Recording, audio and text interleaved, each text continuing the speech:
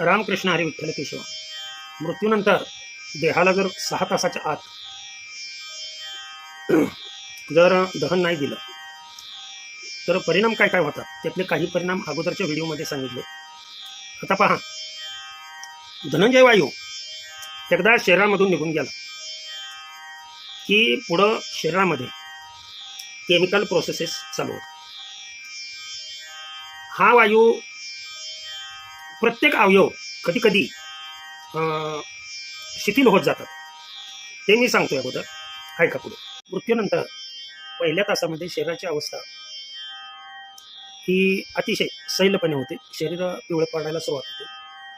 जे लहान लहान मसल्स आहेत, सर्वात लहान हे प्रथम कार्य करणे बंद होतात. का?